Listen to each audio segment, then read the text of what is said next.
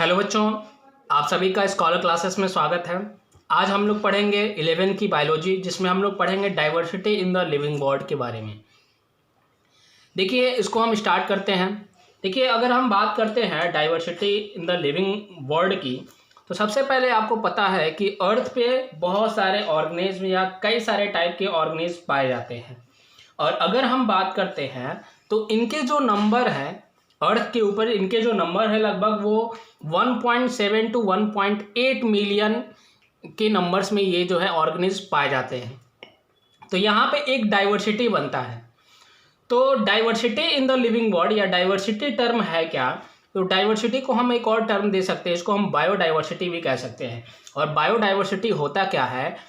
आपको पता है कि जो अर्थ है, अर्थ के ऊपर डिफरेंट टाइप में या डिफरेंट वैरायटी के और बहुत सारे नंबर में जो है डिफरेंट टाइप के जो है स्पीसीज पाए जाते हैं, डिफरेंट टाइप के ऑर्गेनिज्म पाए जाते हैं। और यही जो ऑर्गेनिज्म जो होते हैं डिफरेंट टाइप के अर्थ के ऊपर, इन्हीं को हम कहते हैं क्या? Biodiversity.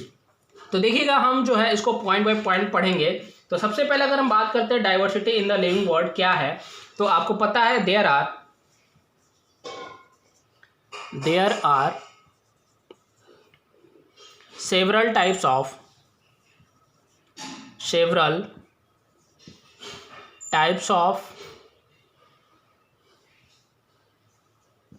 living organism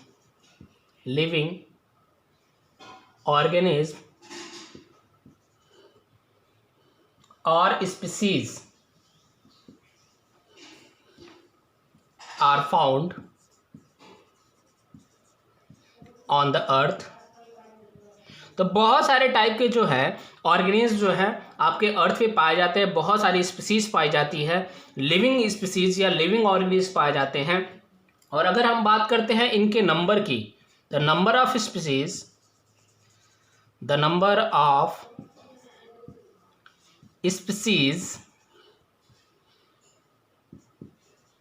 that are known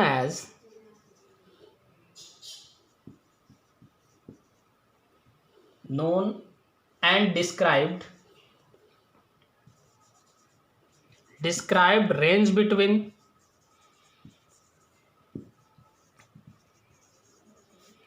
1.7 to 1.8 million। This refers to biodiversity. तो हम सीधा सीधा कह सकते हैं कि बहुत सारे टाइप के जो है ऑर्गेनिज्म आपके अर्थ पे पाए जाते हैं। और इनके नंबर की बात करते हैं, इन ऑर्गेनिज्म की या इन स्पीसीज की, तो इसका जो रेंज है लगभग 1.5 टू 1.8 मिलियन है। और यही जो है शो करता है किसको? बायोडाइवर्सिटी को। तो सीधा सीधा अगर हम बायोडाइवर्सिटी के डिफिनीशन की बात करें, बायोडाइवर्सिटी होता क्या है, तो हम सीधा सीधा कह सकते हैं the number and types of organism, the number and types of organism present on the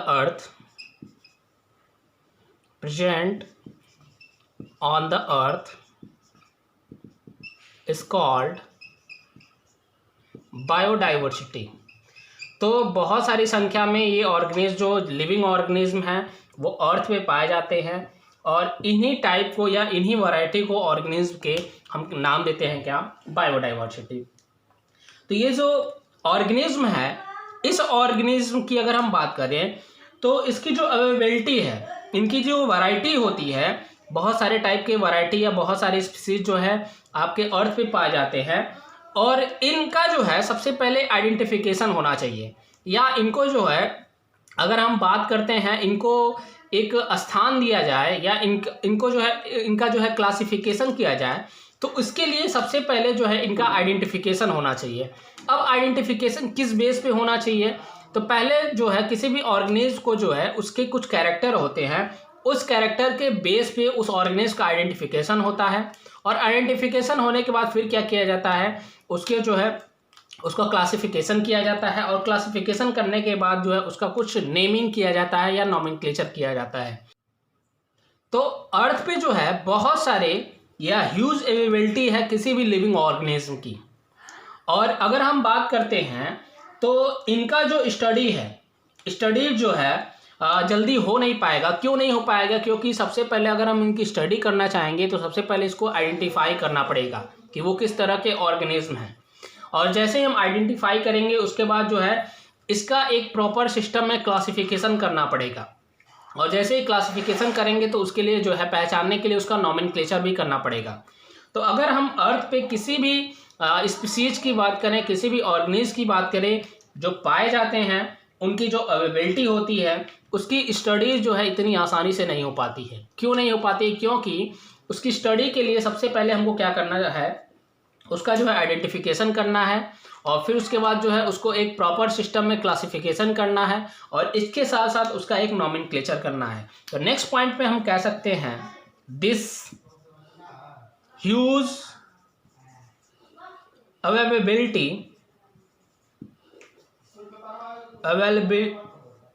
available variety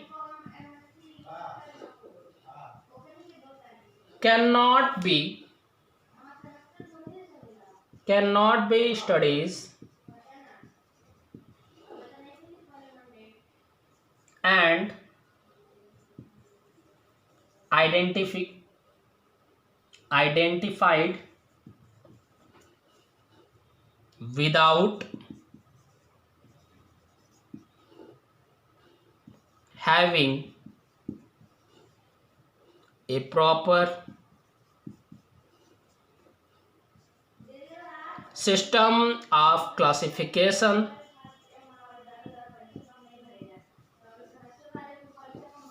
and nomenclature।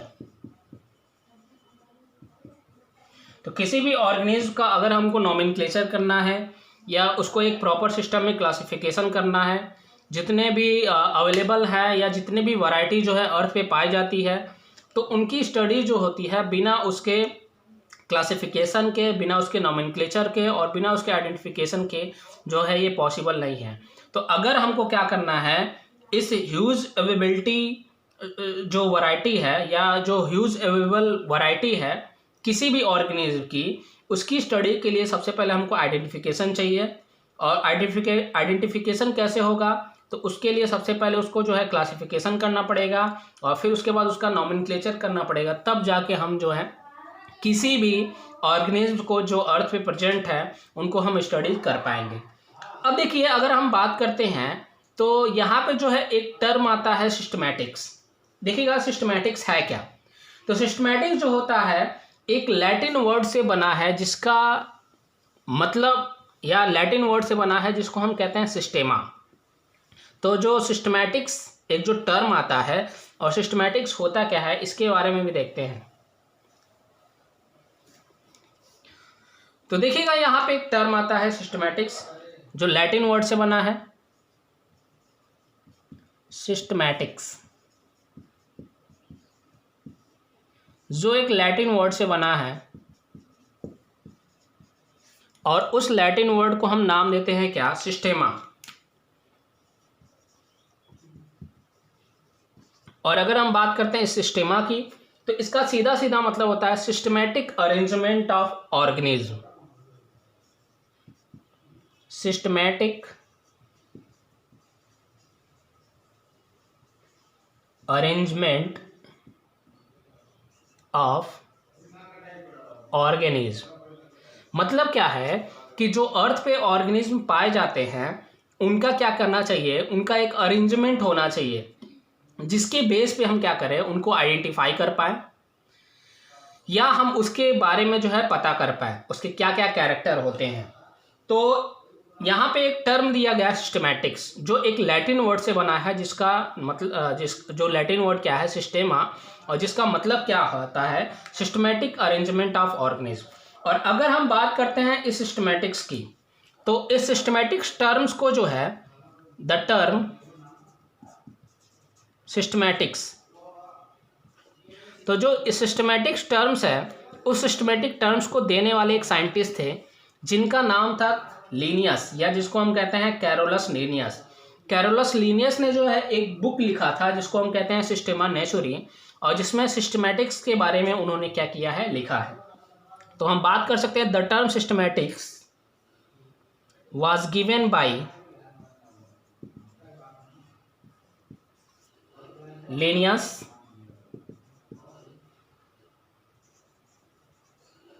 इन 1751। तो इसको जो है एक साइंटिस्ट ने दिया था, लेनियस ने, 1751 ईयर में।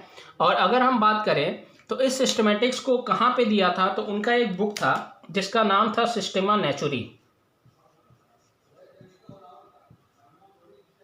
सिस्टेमा नेचुरी, इस बुक में जो है इसके बारे में, सिस्टमेटिक्स के बारे में उन्होंने क्या किया है, लिखा है। तो यहाँ पे जो है सिस्टमेटिक टर्म्स का मतलब क्या है कि किसी भी ऑर्गेनिज्म को क्या करना, उसका एक सिस्टमेटिक अरेंजमेंट करना। अर्थ के ऊपर जो है कैसे ये जो ऑर्गेनिज्म या डिफरेंट वैरायटी पाई जाती है उनका कैसे अरेंजमेंट किया जाए, इसके बारे में एक टर्म दिया गया सिस्टमेटिक्स को। देखिए, अगर हम बात करते हैं सिस्टमेटिक्स की, तो मैंने बताया सिस्टमेटिक्स जो होता है किसी भी ऑर्गेनिज्म का एक सिस्टमेटिक अरेंजमेंट करना, यही होता है सिस्टमेटिक्स। तो कैसे है किसी ऑर्गेनिज्म का एक सिस्टमेटिक अरेंजमेंट करेंगे, इसके लिए इसमें 3 पार्ट इंक्लूड होते हैं। पहला जो पार्ट होता है उसको हम नाम देते हैं आइडेंटिफिकेशन। आइडेंटिफिकेशन।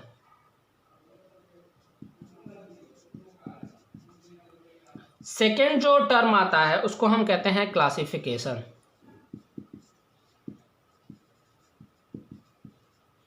थर्ड जो टर्म आता है उसको हम कहते हैं नोमेनक्लेचर। इसका मतलब क्या है, देखिएगा कि जो अर्थ पे जो डिफरेंट वैरायटी के या डिफरेंट टाइप के जो ऑर्गेनिज्म प्रेजेंट हैं, उनका हम कैसे जो है उनको हम आइडेंटिफाई करें, या सबसे पहले अगर हमको उनको पहचानना हो तो सबसे पहले आइडेंटिफिकेशन जरूरी है। उनको हम किस बेस पे आइडेंटिफाई करें, और जैसे ही हम आइडेंटिफाई कर लेते हैं तो फिर उसका हम क्या कर लेते हैं, उसका हम क्लासिफिकेशन करते हैं। और फिर तीसरा जो टर्म आता है नोमेनक्लेचर। तो आइडेंटिफिकेशन है क्या, अगर हम इसकी बात करें तो किसी भी ऑर्गेनिज्म को जो अर्थ के ऊपर प्रेजेंट है उनको सबसे पहले उसके जो है मार्फोलॉजिकल कैरेक्टर के बेस पे।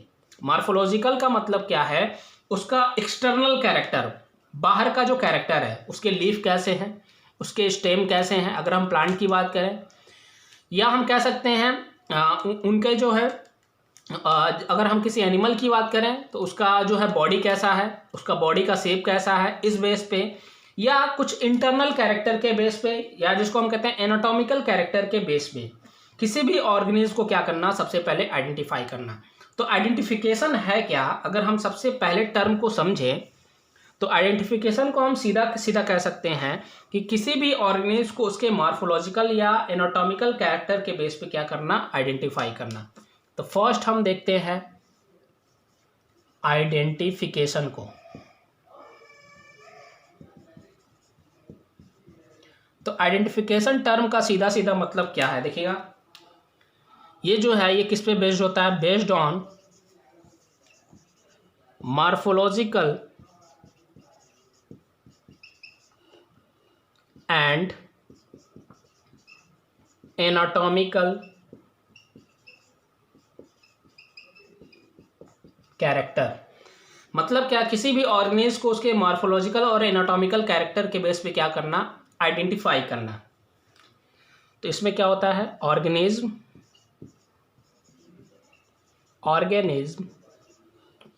Are identified.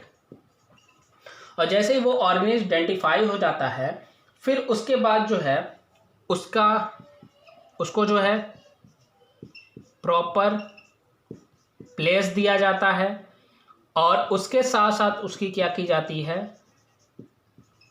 नेमिंग की जाती है। तो जैसे ही किसी भी ऑर्गेनिज्म का आइडेंटिफिकेशन हो जाता है, अच्छा आइडेंटिफिकेशन कैसे करेंगे, जो अर्थ पे जो बायोडाइवर्सिटी है, और बायोडाइवर्सिटी का मतलब क्या, जो डिफरेंट टाइप्स के जो स्पीसीज हैं उनका जो डिफरेंट नंबर है जो अर्थ के ऊपर पाया जा रहा है, उसको सबसे पहले उसके मार्फोलॉजिकल और एनाटॉमिकल कैरेक्टर के बेस पे, मार्फोलॉजिकल का मतलब क्या है, एक्सटर्नल कैरेक्टर, जो बाहर से कैरेक्टर हमको दिखते हों, और एनाटॉमिकल क्या है कि अगर हम उसका सेक्शन कट करें तो उसके इंटरनल स्ट्रक्चर कैसे हैं उस बेस पे। इन दोनों के बेस पे सबसे पहले ऑर्गेनिज्म को आइडेंटिफाई करना, और यही जो होता है आइडेंटिफाई, यही जो होता है इसी को हम कहते हैं आइडेंटिफिकेशन। और जैसे ही आइडेंटिफिकेशन हो जाता है तो उसको जो है एक प्रॉपर प्लेस दिया जाता है, और फिर प्रॉपर प्लेस देने के बाद उसकी क्या की जाती है, नेमिंग की जाती है। तो जो प्रॉपर प्लेस देना होता है, इसी टर्म को नाम देते हैं क्या, क्लासिफिकेशन। तो अगर हम समझें कि क्लासिफिकेशन होता क्या है किसी भी ऑर्गेनिज्म का, सेकेंड जो टर्म है जिसको हम कहते हैं क्या, क्लासिफिकेशन। तो देखिएगा, क्लासिफिकेशन का मतलब ये एक ऐसा प्रोसेस है जिसमें किसी भी ऑर्गेनिज्म को सबसे पहले मार्फोलॉजिकल और एनाटॉमिकल कैरेक्टर के बेस पे आइडेंटिफाई किया गया, और जैसे ही उस कैरेक्टर के बेस पे आइडेंटिफाई कर लेते हैं, उसके बाद इनको किसी भी ग्रुप के अंदर छोटे छोटे कैटेगरी में क्या किया जाता है, रखा जाता है। और अच्छा, ये कैसे रखा जाता है, तो उसके अंदर जो कैरेक्टर होते हैं उस बेस पे या उसको ऑब्जर्व करके जो है क्या किया जाता है, उनको जो है एक छोटे छोटे कैटेगरी में रखा जाता है, और इसी को हम कहते हैं क्या, क्लासिफिकेशन। तो हम ऐसे कह सकते हैं, it is the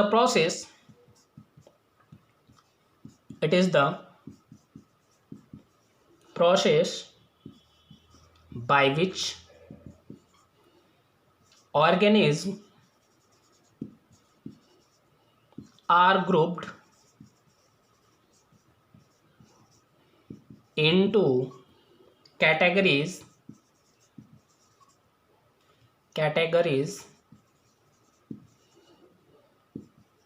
based on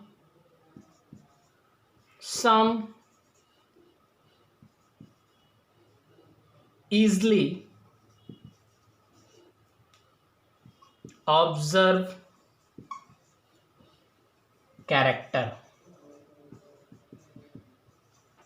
तो क्लासिफिकेशन का मतलब क्या है कि किसी भी ऑर्गेनिज्म को जो है किसी ग्रुप के किसी कैटेगरी में क्या करना, रखना, और ये किस बेस पे रखना, तो उसके जो है ऐसे कैरेक्टर जो हमको ईजिली दिखते हैं, उस कैरेक्टर के बेस पे क्या करना, इनको छोटे छोटे कैटेगरी में रखना, यही कहलाता है क्या, क्लासिफिकेशन।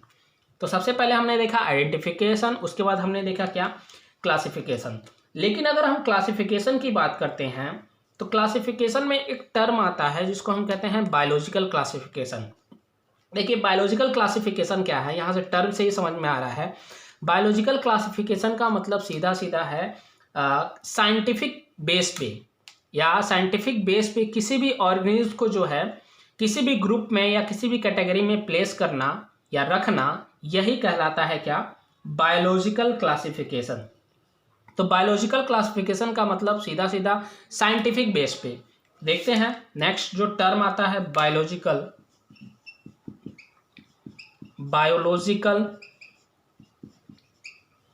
क्लासिफिकेशन।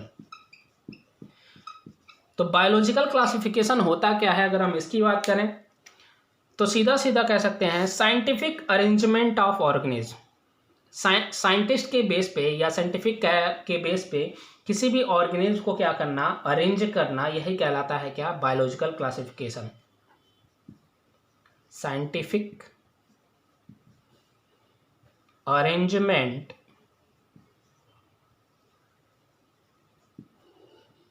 ऑफ ऑर्गेनिज्म, इसी को हम कहते हैं क्या, बायोलॉजिकल क्लासिफिकेशन। अच्छा, ये जब साइंटिफिक अरेंजमेंट ऑफ ऑर्गेनिज्म किया जाता है या इस बेस पे साइंटिस्ट के बेस पे जो है, जब उन ऑर्गेनिज्म को डिफरेंट जो है प्लेस में रखा जाता है या ऑर्गेनाइज किया जाता है, तो उस कंडीशन में उसको डिफरेंट ग्रुप में और सब ग्रुप में रखा जाता है। ग्रुप और उसके बहुत सारे क्या होते हैं, सब ग्रुप, उनमें रखा जाता है। और ये किस बेस पे, उनमें जो कैरेक्टर होते हैं, उनमें जो सिमिलरिटीज होती है, उनमें जो डिसिमिलरिटीज होती है, या उनमें जो डिफरेंस होता है, उसके बेस पे जो है उनको क्या किया जाता है, उनको एक प्रॉपर प्लेस दिया जाता है। इसी को हम टर्म को हम नाम देते हैं क्या, बायोलॉजिकल क्लासिफिकेशन। तो बायोलॉजिकल क्लासिफिकेशन में सबसे पहले जो है किसी भी ऑर्गेनिज्म का साइंटिफिक अरेंजमेंट करना, फिर उसके बाद जो है उसको डिफरेंट ग्रुप और सब ग्रुप में रखना या प्लेस देना, यही कहलाता है क्या, बायोलॉजिकल क्लासिफिकेशन। अब अगर हम बात करते हैं बायोलॉजिकल क्लासिफिकेशन की, कैसे बायोलॉजिकल क्लासिफिकेशन किया जाता है, तो इसमें सबसे पहले ऑर्गेनिज्म को जो है आइडेंटिफाई किया जाता है, और आइडेंटिफाई करने के बाद उसको जो है एक प्रॉपर प्लेस दिया जाता है, और जैसे ही प्रॉपर प्लेस दिया जाता है फिर उसके बाद उसको डिफरेंट टेक्सा में क्या किया जाता है, क्लासीफाई किया जाता है। तो यहाँ पे एक टर्म आता है टेक्सा। तो क्या होता है, तो सबसे पहले अगर हम देखें कैसे बायोलॉजिकल क्लासिफिकेशन किया जाता है, तो सबसे पहले क्या किया जाता है, आइडेंटिफाइड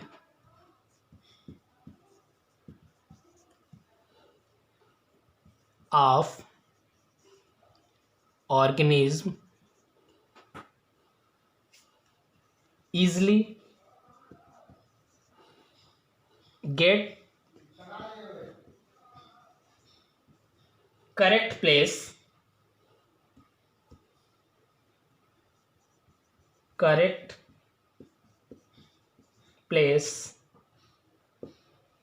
तो सबसे पहले ऑर्गेनिज्म को क्या किया जाए, आइडेंटिफाई किया जाए। अच्छा, आइडेंटिफाई किस बेस पे, तो उसके इंटरनल और एक्सटर्नल या मार्फोलॉजिकल, एक्सटर्नल और इंटरनल का मतलब क्या है, एनाटॉमिकल, इस कैरेक्टर के बेस पे उनको आइडेंटिफाई किया जाए, और आइडेंटिफाई करने के बाद उनको क्लासीफाई किया जाए डिफरेंट टेक्सा में, क्लासीफाई इनटू डिफरेंट टेक्सा, फिर डिफरेंट टेक्सा में क्लासीफाई किया जाए। अब यहाँ पे एक टर्म आता है जिसको हम कहते हैं क्या, टेक्सा। तो टेक्सा है क्या, अगर हम इसकी बात करें तो टेक्सा का सीधा सीधा मतलब हम कह सकते हैं, ये जो है डिफरेंट कैटेगरी को क्या करता है, इंडिकेट करता है डिफरेंट लेवल पे। मतलब क्या कि एक छोटा सा ये जो है पार्ट है जो किसी भी ऑर्गेनिज्म को जो है डिफरेंट लेवल पे डिफरेंट कैटेगरी में क्या करता है, ये रिप्रेजेंट करता है। जैसे अगर हम एग्जांपल लें, हम ऐसे कह सकते हैं, it indicates categories at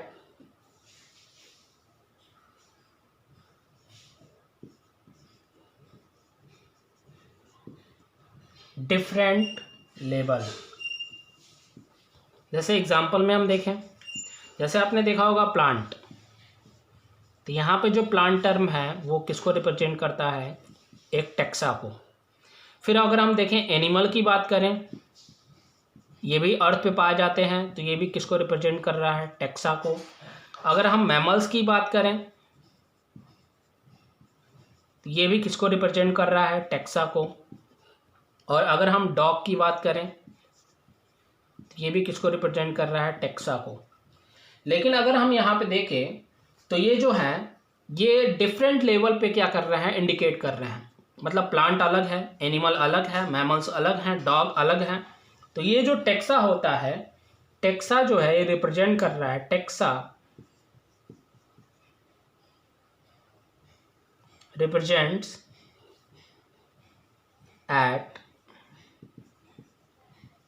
different level. तो ये डिफरेंट लेवल, क्योंकि प्लांट का आप कैरेक्टर देखो तो प्लांट के कैरेक्टर अलग होते हैं, एनिमल के कैरेक्टर अलग होते हैं, मैमल्स के कैरेक्टर अलग होते हैं, डॉग्स के कैरेक्टर अलग होते हैं। तो यहाँ से ये जो टर्म आता है इसको हम कहते हैं क्या, बायोलॉजिकल क्लासिफिकेशन। तो हमने बायोलॉजिकल क्लासिफिकेशन में क्या देखा, सबसे पहले ऑर्गेनिज्म को क्या किया जाता है, आइडेंटिफाई किया जाता है, और उसके एनाटॉमिकल या हम कह सकते हैं उसके मार्फोलॉजिकल कैरेक्टर के बेस पे, और जैसे आइडेंटिफिकेशन हो जाता है तो उसको जो है उसका क्लासिफिकेशन किया जाता है। अच्छा, क्लासिफिकेशन कैसे किया जाता है, तो उसको जो है डिफरेंट टेक्सा में क्लासीफाई किया जाता है।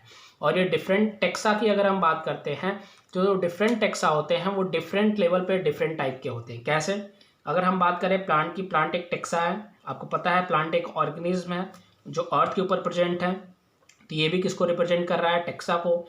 एनिमल भी एक ऑर्गेनिज्म है जो अर्थ रिप्रेजेंट है वो भी क्या रिप्रेजेंट कर रहा है, टेक्सा को। मैमल्स भी टेक्सा, डॉग्स भी टेक्सा। अच्छा, मैमल्स क्या हैं? तो मैमल्स के कुछ कैरेक्टर होते हैं, जैसे मैमल्स जो है उन एनिमल्स को हम कहते हैं जो जो किसी भी चाइल्ड को बर्थ करते हैं या जो बच्चे को जन्म देते हैं, उनको हम मैमल्स टर्म देते हैं। डॉग्स की अगर हम बात करें तो ये सभी डिफरेंट टाइप के जो हैं ऑर्गेनिज्म हैं और ये डिफरेंट लेवल को रिप्रेजेंट कर रहे हैं। तो ये सभी को हम एक एक को जो है टर्म देते हैं क्या, टेक्सा। तो जैसे ही क्लासिफिकेशन हो जाता है उस ऑर्गेनिज्म का, तो सबसे पहला टर्म देखा हमने आइडेंटिफिकेशन, फिर दूसरा हमने देखा क्लासिफिकेशन। अब तीसरा जो टर्म आता है जिसको हम नाम देते हैं क्या, इसको हम नाम देते हैं नोमेनक्लेचर। तो जैसे ही आइडेंटिफाई कर लिया जाता है किसी भी ऑर्गेनिज्म को अर्थ से, और उसके बाद उसको जो है क्लासीफाई भी कर लिया जाता है डिफरेंट टेक्सा में या डिफरेंट लेवल पे। फिर उसके बाद जो तीसरा टर्म आता है जिसको हम नाम देते हैं क्या, नोमेनक्लेचर, तो उसका नामकरण किया जाता है नोमेनक्लेचर। अब देखिए उसका नोमेनक्लेचर कैसे किया जाता है, इसकी अगर हम बात करें तो सबसे पहले हम इसके डेफिनेशन की बात करते हैं। तो हम कह सकते हैं सिस्टमैटिक या system of naming living organism. किसी भी ऑर्गेनिज्म का जो है एक सिस्टमेटिक नाम देना या किसी भी ऑर्गेनिज्म का एक नाम रखना, यही कहलाता है क्या, नोमेनक्लेचर। अब देखिए नोमेनक्लेचर में दो तरह के टर्म आते हैं। एक जो टर्म आता है जिसको हम कहते हैं क्या, कॉमन नेम्स। किसी भी ऑर्गेनिज्म को हमने आइडेंटिफाई किया, फिर उसका क्लासिफिकेशन किया, और जैसे ही क्लासिफिकेशन कर लेते हैं तो उनका नामकरण किया जाता है। तो इसमें पहला जो टर्म आता है जिसको हम कॉमन नेम कहते हैं, या इसी को एक और नाम देते हैं, इसको हम वर्नेकुलर नेम भी कहते हैं, वर्नेकुलर नेम्स। दूसरा जो नेम आता है उसको हम कहते हैं साइंटिफिक नेम, साइंटिफिक नेम। तो दो नेम आते हैं, एक कॉमन नेम या वर्नेकुलर नेम, और दूसरा जो नेम आता है उसको हम कहते हैं क्या, साइंटिफिक नेम। दोनों टर्म यहाँ पे समझ में आ रहे हैं। कॉमन नेम का मतलब क्या है कि उस ऑर्गेनिज्म का local name.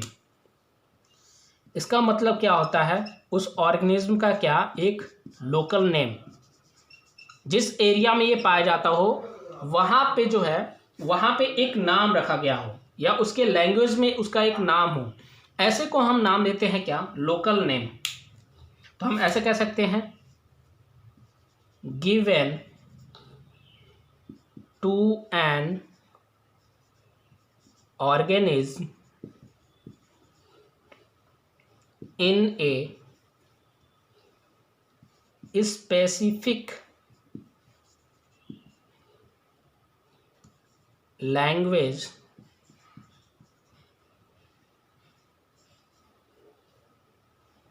in a particular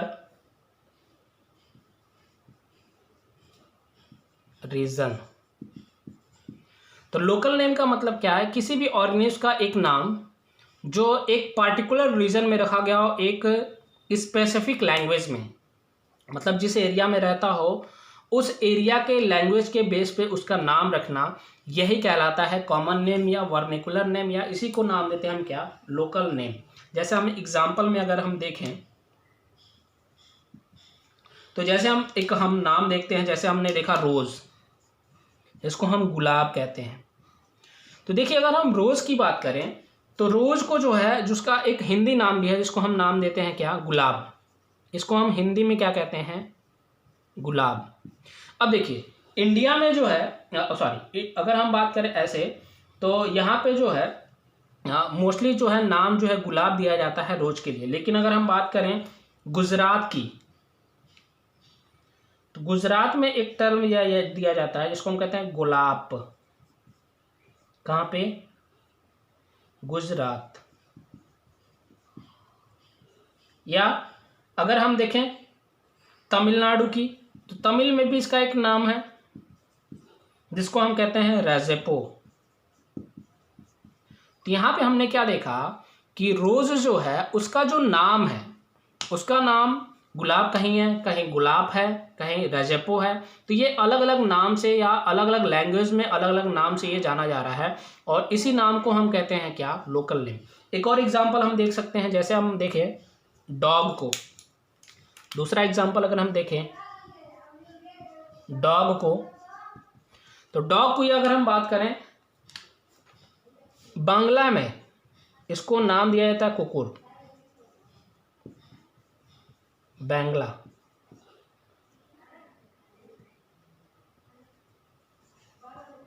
लेकिन अगर हम देखें हिंदी में इसको कहा जाता है, ये भी ये लैंग्वेज है, इसको हिंदी में कहा जाता है कुत्ता।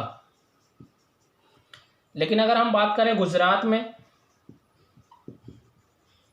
तो इसको गुजरात में एक नाम दिया जाता है, इसको कहा जाता है क्या, कुत्तो, कुट्टो। तो देखिए अलग अलग लैंग्वेज में अलग अलग जो है इसको नाम दिया गया है, और इसी नाम को हम कहते हैं क्या, लोकल नेम। तो किसी भी ऑर्गेनिज्म का एक नेमिंग किया जाता है, सिस्टमेटिक नेम रखा जाता है, और ये सिस्टमेटिक नेम जो होते हैं दो टाइप के होते हैं, कॉमन नेम इसको हम वर्निकुलर नेम कहते हैं, और दूसरा जो होता है उसको हम कहते हैं क्या, साइंटिफिक नेम। तो कॉमन नेम या वर्निकुलर नेम क्या होते हैं, तो किसी भी ऑर्गेनिज्म का एक स्पेसिफिक लैंग्वेज में या एक लैंग्वेज में जिस रीजन में पाए जाते हैं वहाँ पे जो है एक नाम रखा जाए, इसको हम कहते हैं लोकल नेम। जैसे हमने एग्जांपल में देखा रोज़ को जो है कहीं पे हिंदी में जो है गुलाब कहा जाता है, गुजरात में गुलाब कहा जाता है, और तमिल में रजपो कहा जाता है। इसी तरह हमने डॉग को देखा, डॉग को जो है बांग्ला में जो है कुकुर कहा जाता है, हिंदी में कुत्ता, और गुजरात में कुट्टो कहा जाता है। तो ये अलग अलग जो है लोकल नेम होते हैं लैंग्वेज के बेस पे, और जहाँ पाए जाते हैं उस बेस पे। इसके बाद अगर हम आते हैं, इसके बाद जो दूसरा जो टर्म आता है जिसको हम कहते हैं क्या, साइंटिफिक नेम। तो साइंटिफिक नेम क्या है, नाम से ही पता चल रहा है, किसी भी ऑर्गेनिज्म का साइंटिस्ट के बेस पे उसका नाम रखना, इसी को हम कहते हैं क्या, साइंटिफिक नेम। तो नेक्स्ट हम देखते हैं किसको, साइंटिफिक नेम को।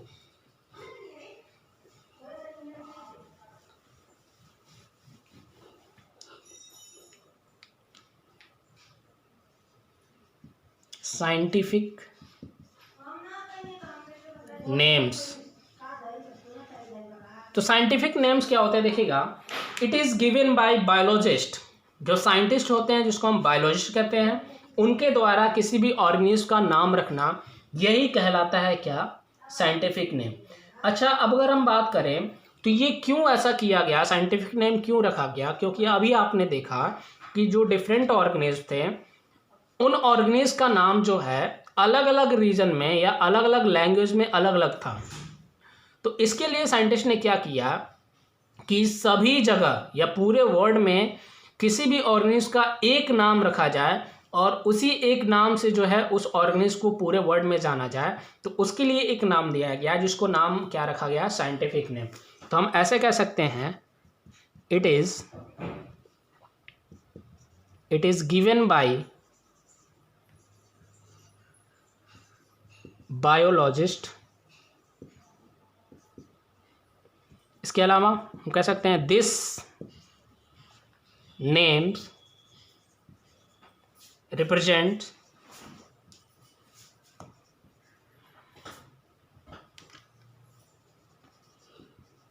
A particular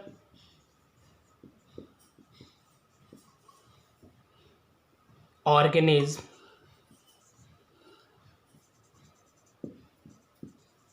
in all over the world।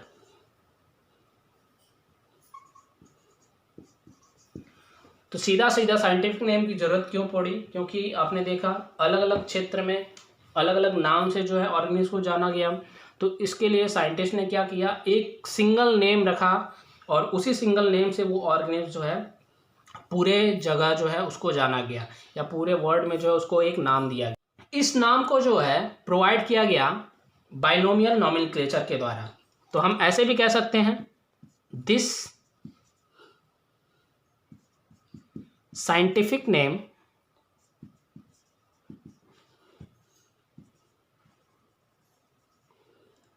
Are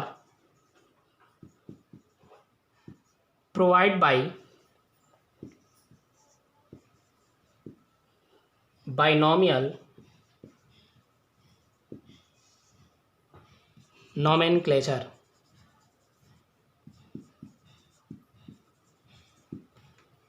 अब ये बाइनोमियल नोमेनक्लेचर है क्या, इसकी अगर हम बात करें तो बाइनोमियल नोमेनक्लेचर को सबसे पहले डेवलप किया था एक साइंटिस्ट जिसको हम कहते हैं Carolus Linnaeus.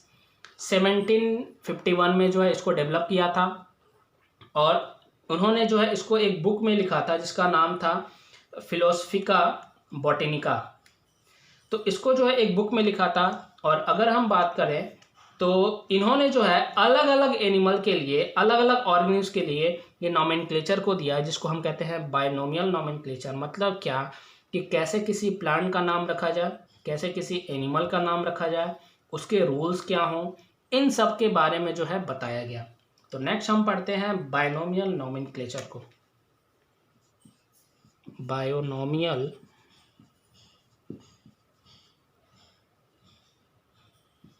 Nomenclature.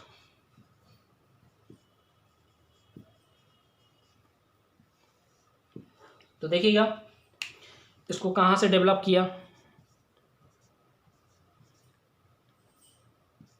Developed by Carolus Linnaeus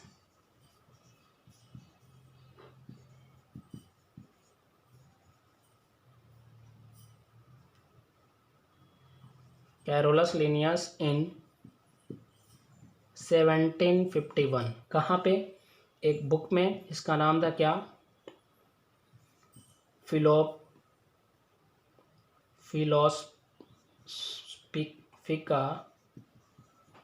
फिलोसफिका बॉटेनिका।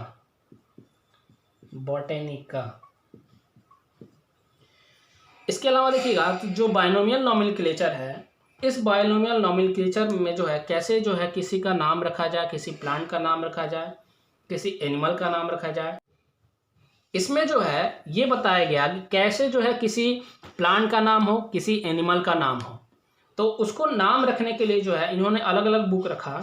जैसे अगर हम बात करते हैं किसी एनिमल का नाम कैसे रखा जाए, तो उसके लिए जो है उन्होंने एक बुक में इसको रिप्रेजेंट किया था जिसका नाम था सिस्टेमा नेचुरी। और प्लांट के कैसे नाम रहे तो उसके लिए उन्होंने एक बुक था जिसमें इसको लिखा था जिसका नाम था स्पीसीज प्लांटेरम।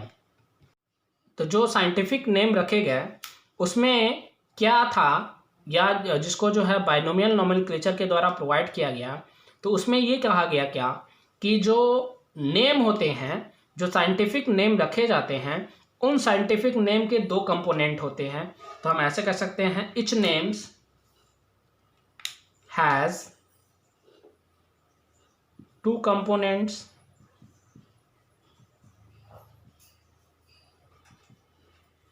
फर्स्ट जो होता है, देखिएगा पहला जो होता है उसको हम नाम देते हैं जेनरिक नेम,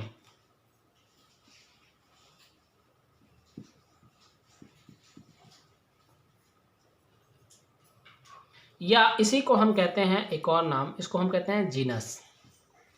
और सेकंड जो होता है उसको हम कहते हैं स्पेसिफिक नेम। जैसे एग्जांपल में अगर हम देखें, देखिएगा जैसे हमने एक नाम देखिए एक साइंटिफिक नेम रखा गया है मैंगो। मैंगो की अगर हम बात करें, जिसको हम कहते हैं आम, तो उसका एक साइंटिफिक नेम दिया गया है जिसको हम कहते हैं क्या, मैंगीफेरा इंडिका। तो देखिए इसमें जो मैंगीफेरा इंडिका, जो मैंगो का एक साइंटिफिक नेम है, तो जो मैंगीफेरा है वो रिप्रेजेंट करता है किसको, जीनस को, और जो इंडिका है वो रिप्रेजेंट करता है किसको, स्पीसीज को। तो ये दो इस तरह से जो है एक बाइनोमियल नोमेनक्लेचर दिया। मतलब किसी भी ऑर्गेनिज्म का जब नाम रखा गया तो उसमें दो टर्म आए, दो नाम आए, या दो कंपोनेंट आए। एक जो कंपोनेंट था जिसको हम जेनरिक नेम कहे, और दूसरा जो कंपोनेंट था जिसको हम स्पेसिफिक नेम कहे। जेनरिक नेम को एक और कहा जाता है जीनस, और स्पेसिफिक नेम को कहा जाता है स्पीसीज। जैसे अगर हम बात करें मैंगो, तो मैंगो का एक साइंटिफिक नेम था मैंगीफेरा इंडिका। और इसमें अब ये बाइनोमियल नोमेनक्लेचर किस तरह दिया गया कि जब हम नाम साइंटिफिक नेम रखते हैं तो उसमें दो कंपोनेंट हैं। जैसे मैंगीफेरा जो है रिप्रेजेंट कर रहा है जेनरिक नेम या जीनस को, और इंडिका जो है वो रिप्रेजेंट कर रहा है किसको, स्पीसीज को। अब जो है बाइनोमियल नॉमेनक्लेचर के कुछ जो थे वो रूल्स थे कि कैसे जो है इस साइंटिफिक नेम को लिखा जाए।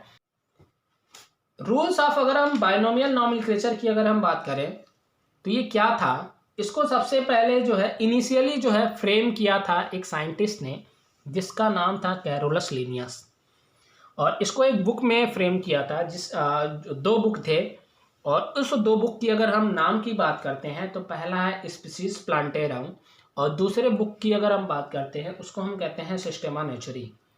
तो अगर हम बात करें रूल्स ऑफ बाइनोमियल नॉमेनक्लेचर की, rules of binomial nomenclature,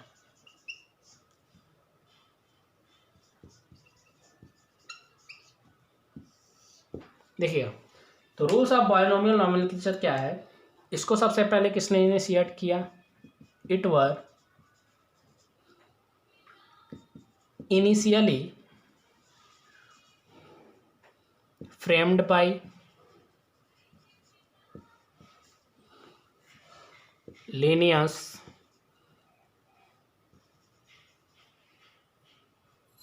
in his book, कौन कौन से बुक, स्पीसीज प्लांटेरम, और सेकेंड बुक क्या है देखिएगा, सिस्टेमा नेचुरी। तो दो बुक थे जिसमें जो है इन्होंने जो है बाइनोमियल नॉमेनक्लेचर को दिया था लिनियस ने। जो पहला था स्पीसीज प्लांटेरम और सेकेंड था जिसको हम कहते हैं क्या, सिस्टेमा नेचुरी। अब अगर हम बात करें तो जब ये साइंटिफिक नेम दिए गए तो ये एक कुछ जो है प्रिंसिपल और कुछ इनका क्राइटेरिया था, या इसको किसके अकॉर्डिंग जो है दिया जाए। तो इसमें जैसे अगर हम बात करते हैं, अगर हम किसी प्लांट का जो है प्लांट का कोई साइंटिफिक नेम रखते हैं तो उसको जो है प्रोवाइड किया जाता है, या उसके जो प्रिंसिपल हैं उसकी जो क्राइटेरिया होती है वो जो है ICBN के द्वारा दी जाती है, जिसको हम कहते हैं international code of botanical nomenclature. तो कैसे जो है प्लांट का नाम रखा जाए उसको जो है दिया जाता है किसके द्वारा, ICBN के द्वारा। कैसे किसी एनिमल का नाम रखा जाए, बाइनोमियल नॉमेनक्लेचर किया जाए, उसको दिया जाता है किसके द्वारा, ICZN के द्वारा। कैसे किसी बैक्टीरिया का नाम रखा जाए, कैसे किसी वायरस के नाम रखा जाए। तो अलग अलग जो है इसके क्या किए गए, अलग अलग जो है इसके प्रिंसिपल और इसके क्राइटेरिया बनाए गए जिसके द्वारा इनका नाम रखा जाए। तो सबसे पहले अगर हम बात करते हैं दूसरे पॉइंट की, साइंटिफिक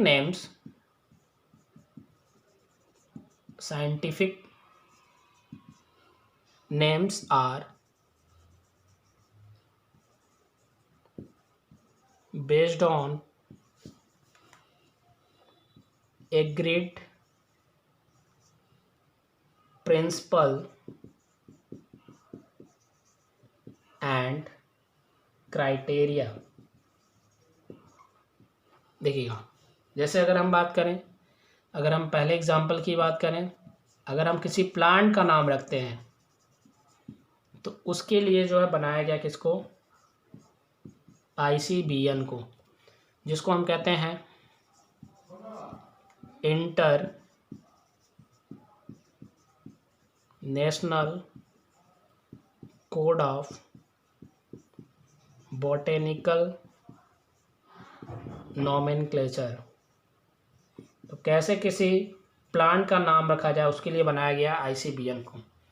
और इसी तरह अगर हम किसी बात करते हैं किसी एनिमल की तो उसके लिए एक क्राइटेरिया बनाया गया ICZN को, जिसको हम कहते हैं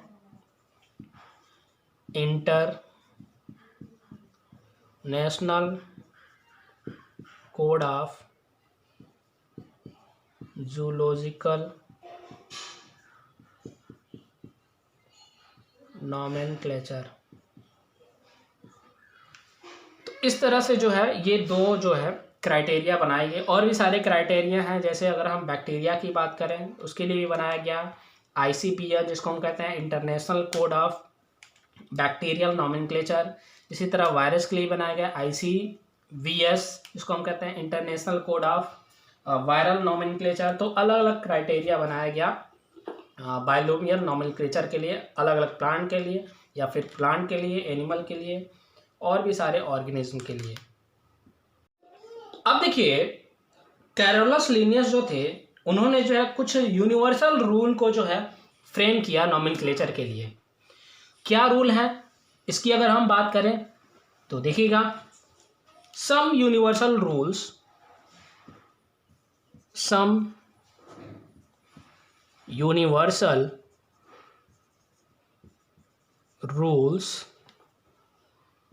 ऑफ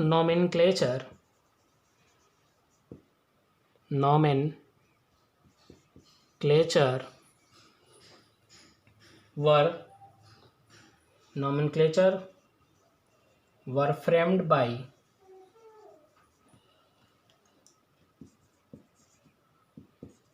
Linnaeus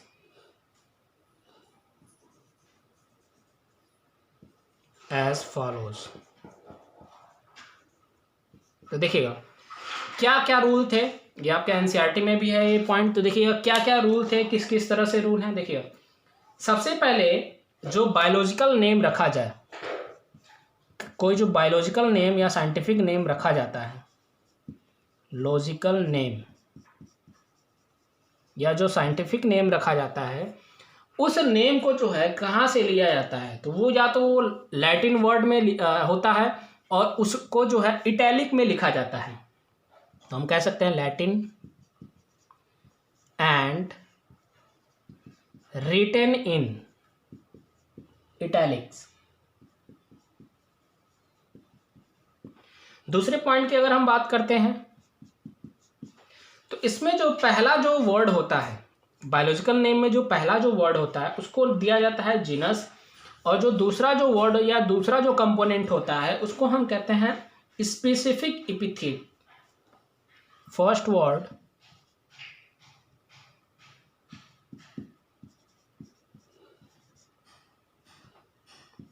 क्या है, जीनस।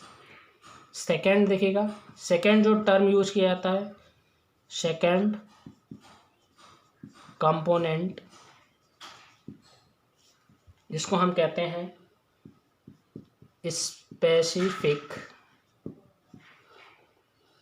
एपिथेट।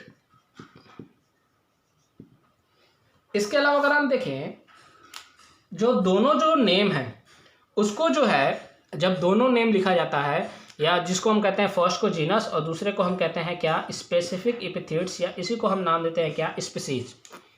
तो तीसरे पॉइंट में अगर हम देखें उन्होंने क्या बताया, लिनियस ने इसके रूल क्या बनाया कि जब हम दोनों नाम लिखते हैं, जब कोई हम साइंटिफिक नेम लिखते हैं तो उन साइंटिफिक नेम लिखने के दौरान जो है हम क्या करते हैं उसको हम सेपरेटली लिखते हैं। जो दोनों टर्म होते हैं या जीनस जो होता है और जो स्पीसीज होता है उसको अलग अलग लिखा जाता है, और इसके अलावा दोनों के नीचे जो है अंडरलाइन किया जाता है। तो हम ऐसे कह सकते हैं both the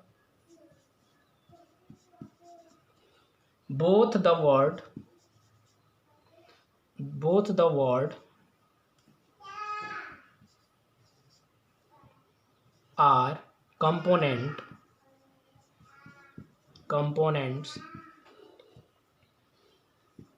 in a biological names when handwritten are separately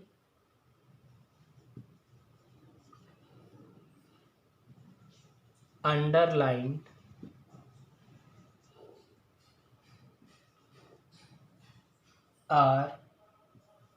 or printed in italics to indicate their Latin। तो सबसे पहले अगर हमने देखा कि सबसे पहले जो बायोलॉजिकल नेम लिखा जाता है वो लैटिन में होता है, उसको लिखा किस में जाता है, इटैलिक में। इसके अलावा जो पहला जो वर्ड होता है वो जीनस, दूसरा जो वर्ड होता है उसको हम स्पीसीज कहते हैं, जब दोनों नाम लिखे जाते हैं, जब हैंड रिटन किया जाता है तो उन दोनों को अलग अलग लिखा जाता है, इसके साथ साथ उन दोनों के नीचे अंडरलाइन की जाती है। तो ये एक रूल दिया गया नॉमेनक्लेचर के थ्रू, एक यूनिवर्सल रूल था जिसको दिया था किसने, कैरोलस लिनियस ने। चौथे रूल में इन्होंने क्या बताया कि जो पहला जो वर्ड था, जो फर्स्ट वर्ड था, उस फर्स्ट वर्ड को जिसको हम कहते थे जीनस, जब उसको लिखा जाता है तो उसको स्टार्ट किया जाता है किससे, कैपिटल लेटर से। स्टार्ट्स विथ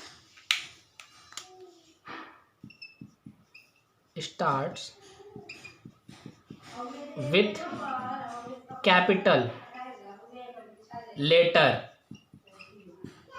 सेकेंड अगर हम बात करते हैं सेकेंड वर्ड की, जिसको हम कहते हैं क्या, स्पीसीज, तो उसको जब लिखा जाता है तो उसको स्मॉल लेटर से स्टार्ट किया जाता है। स्टार्ट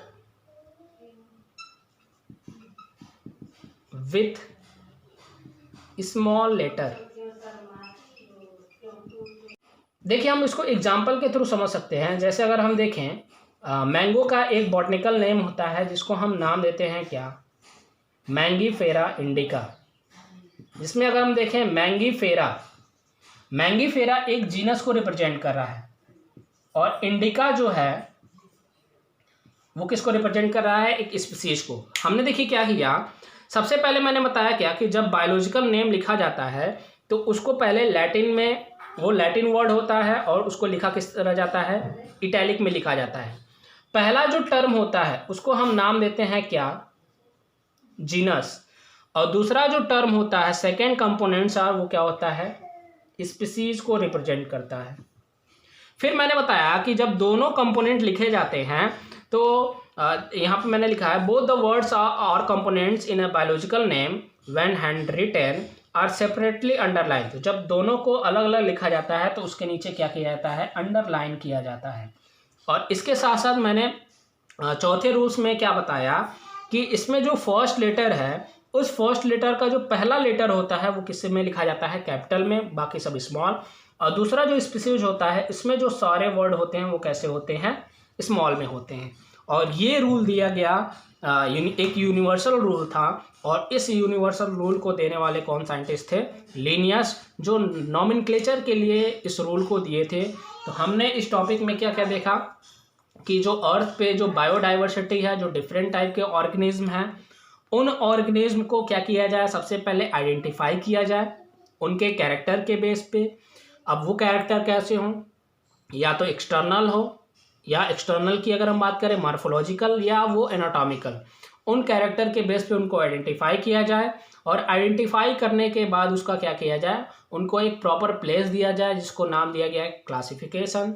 और फिर जब प्रॉपर प्लेस देने के बाद फिर उनका नॉमेनक्लेचर किया जाए, उनके नाम को रखा जाए, और जिसके लिए एक बायनोमियल नॉमेनक्लेचर को दिया गया। इस तरह से ये जो टॉपिक है आपका समाप्त होता है। अब हम मिलते हैं नेक्स्ट वीडियो में एक नए टॉपिक के साथ। धन्यवाद।